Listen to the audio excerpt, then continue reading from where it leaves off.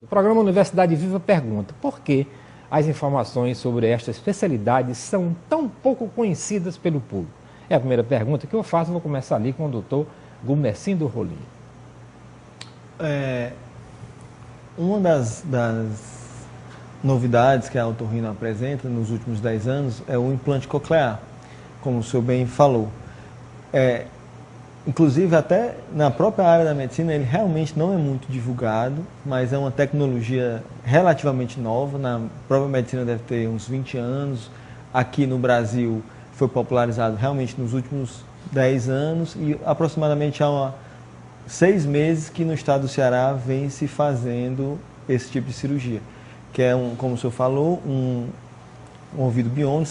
São 2 dispositivos, um dispositivo interno e um dispositivo externo, que é colocado em pessoas que perderam a audição, ou então em recém-nascidos que já nasceram surdos, e essa pessoa que não tinha audição passa a ter audição. O porquê exatamente que não é bem divulgado, eu acho que das culpas é mesmo nossa de não participar assim, de programas como esse para estar divulgando isso aí. Mas na internet já é bastante, já tem fórum de discussão a respeito de implante coclear, e quem procura, acha. Ok. Dr. João Flávio Nogueira. Boa tarde. Aqui, muito obrigado pelo convite. Eu acho assim, fazendo um meia-culpa, a culpa é nossa própria, dos próprios médicos, os otorrinos principalmente, mas também de toda a classe médica. O conhecimento médico ele é tão grande, cresceu tanto, principalmente nos últimos 30, 10 anos, que hoje é humanamente impossível uma pessoa, um médico, conhecer tudo de todas as áreas. Então, pode ser que na cardiologia tenha um tratamento muito revolucionário, que poucas pessoas ainda conhecem esse tratamento e que, por conta disso, é pouco divulgado. A otorrino, por muito tempo também, foi considerada como uma especialidade secundária, ou seja, são doenças que, em teoria, não podem causar a morte iminente da pessoa, diferentemente da cardiologia, da neurocirurgia ou da cirurgia do trauma. Então, em se tratando de uma especialidade que era considerada por muitos secundária e que o próprio conhecimento no meio médico é um pouco menor, é restrito, então, o conhecimento dessas novas tecnologias é muito pouco divulgado ainda em todos os lugares, e principalmente aqui no Brasil, porque a gente não tem essa, como o Gumercindo falou, essa visão toda esses holofotes todos que outras especialidades médicas têm. Ok. Essa é a minha opinião. Doutora Emanuela Macedo. Boa tarde a todos, obrigada pelo convite. Eu concordo com o João quando ele fala que a otorrino, assim, durante muitos anos, eu acho que até agora mesmo, ela sempre ficou como uma especialidade secundária mesmo, assim, dentro do próprio meio médico, né, como uma especialidade assim, muito restrita. Assim, no caso do implante coclear, que o Gumercindo assim, falou, assim, existem, não só aqui em Fortaleza, existe essa escassez de conhecimento. Se a gente for vagar pelo mundo também, assim, tem 40 mil implantados no mundo todo. E essa tecnologia, se a gente for falar em termos de Brasil, ela veio há muito pouco tempo para cá.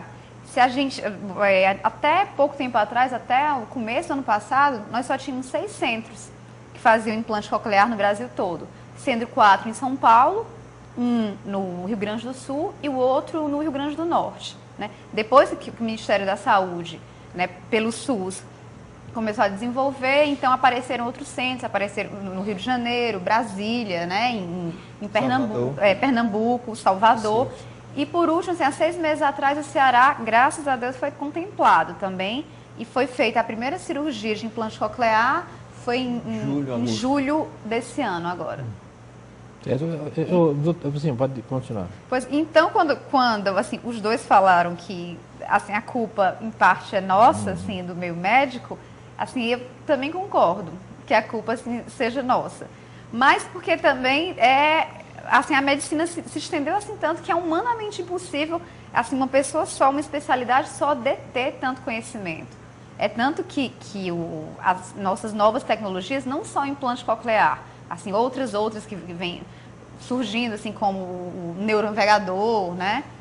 que o João Flávio sabe bem, são coisas assim que se você perguntar para um cardiologista, possivelmente ele não saiba, se você perguntar para um reumatologista, ele também não saiba, assim como pode acontecer de que tenham métodos avançadíssimos na cirurgia cardíaca que nós, otorrinolaringologistas, não saibamos, porque é impossível concentrar tanto conhecimento numa especialidade só. Pois é, doutor Gumercindo, aquele médico, né, que chegava, principalmente o médico da família, que chegava na sua casa, ele tinha uns aparelhos estranhos, né? Batia aqui martelinho. Não, um martelinho, né? Para mim é muito estranho, aquele martelo ali é estranhozinho. Então, ainda existe, subsiste esse médico. E como é que chegou essa tecnologia para a medicina assim tão rápido? Na área acadêmica, principalmente na área de educação, né? A gente sempre costuma colocar o professor e o médico, né, vindo do século XIX, né? E para o século XX em uma nave espacial, né? Os dois chegam, né?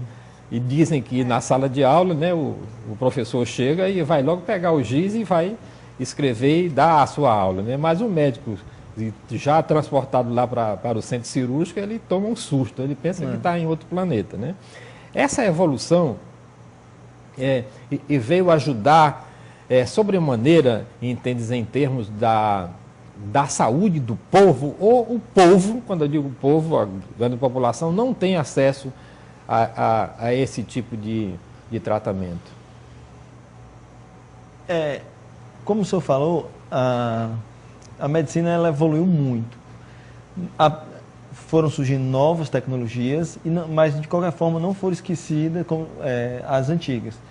Do jeito que você falou que o professor ainda dá aula com giz, ainda existe o martelinho, ainda existe o estetoscópio, ainda existe o médico da saúde da família. Só que com o avanço tecnológico, o advento da computação, novas tecnologias foram surgindo.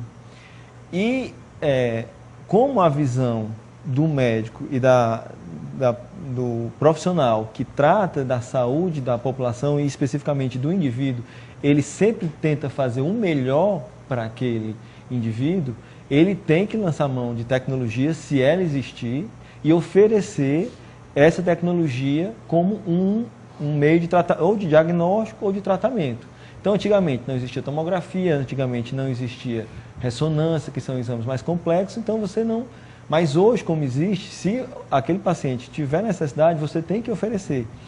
E, pela nossa Constituição, é um dever do Estado oferecer saúde a toda a população. E o sistema de saúde, ele tem, o SUS, que é o Sistema de Saúde Público, o SUS, ele tem por obrigação oferecer, inclusive fora do país, se o país não tiver aquele tratamento, a um indivíduo, se ele estiver precisando daquele devido tratamento.